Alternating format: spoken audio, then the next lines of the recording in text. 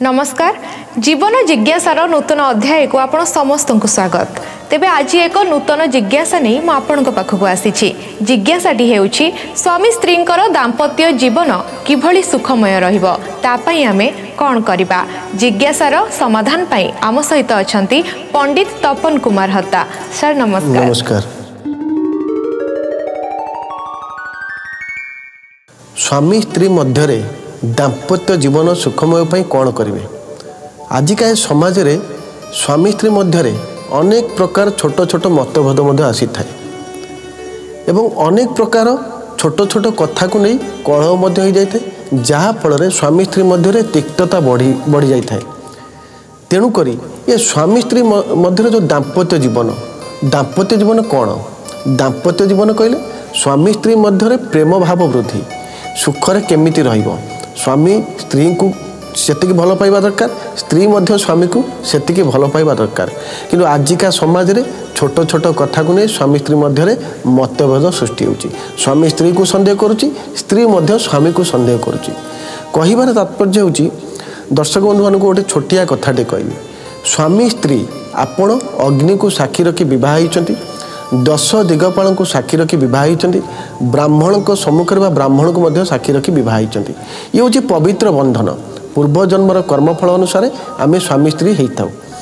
तेणुक ये स्वामी स्त्री दाम्पत्य जीवन गोटे मधुर कथा। कौन से मधुर ना स्वामी स्त्री मध्य प्रेम भाव वृद्धि हे केमिति वृद्धि हे। छोट छोट कथा तो नहीं अनेक प्रकार समस्या आसी थाए। छोटिया प्रतिकार आपण जो घरे शोचंती से घर दक्षिण पश्चिम कोण कहले नैऋत कोण। नैऋत कोण रे 9 गोटी मयूरपुच्छ रखिबे 9टा मयूरपुच्छ को एकत्रित करदेवे दक्षिण पश्चिम कोण रे उच्च भाग रे रखिबे जो घर आपण शोचंती। तापरे जेतेबेला आपण शोइबा को गले गुरुवार दिन प्रति गुरुवार दिन स्वामी को मथा तले गोटे खंड हलदी स्त्री तांको निज मथा तले गोटे खंड हलदी रखिबे। ता पर दिन माने शुक्रवार दिन शोईकरी उठिबा परे से हलदी को चाहिए पानी रे विसर्जन करें नचेत से ही खंड हलदी को आप रखिपारे नष्ट होगा पर्यंत। जदि ता पर दिन विसर्जन न करेंगे चलो 5टा गुरुवार मध्य कले चलो। किंतु सबुठार भल हम जदि से खंड हलदी को ता पर दिन पानी रे विसर्जन करदेवा। ये गला गोटे कथा। आउ कौन करेंगे ना जितेबले रात्रि रे शोइबा को जाउचंती स्वामींकर सेवा स्त्री निहाती करबा आवश्यक।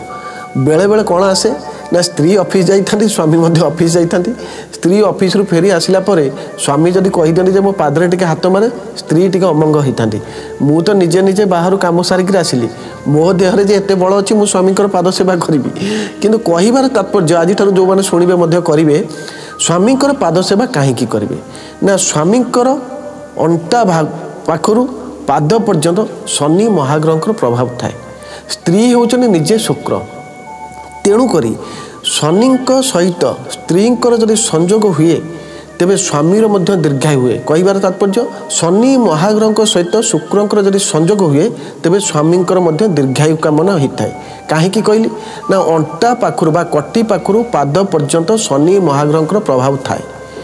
तेणुकर स्त्री माने जेतु शुक्र ग्रहंकर प्रतीक तांकर हाथ जदि स्वामींकर पादरे प्रतिदिन बाजे स्वामींकर दीर्घायु कामना हेबा सहित स्वामी स्त्रींकर प्रेम भाव वृद्धि होता है। प्रति कार्य स्वामी स्त्रींकर भल पाइबा मध्य बढ़ी थाए एवं जो भूल बुझामणा थाए जो भूल बुझामणा पाई जो आज जो चली समाज रे ताहा मध्य दूर हो जाए एवं अनेक मात्रा रे भल पाइबा वृद्धि होता है। तेणुक दर्शक बंधु मानक मु कहिबी बा माँ मानक कहिबी स्वामींकर सेवा निहाती रूप में करंतु। जदि प्रतिदिन न करि पारुचंती किंतु सप्ताह को थरे गोटे शुक्रवार दिन निहाती स्वामींकर सेवा करबा दरकार। काहे की करिवे तापाई मध्य आम एक आपण टपिक आणबू। किंतु आपण को जतकी कहिलु जे स्वामींकर पाद सेवा निहाती आवश्यक रही प्रति शुक्रवार दिन करंतु देखिबे स्वामींकर दीर्घायु कामना हेबा सहित आपणकर मध्य प्रेम भाव बढ़िबो। बहुत बहुत धन्यवाद। तेरे दर्शक मानक निहाती भाव में आपणकर जो जिज्ञासार समाधान टी बहुत फलप्रद हम बोली मु आशा करुच्ची।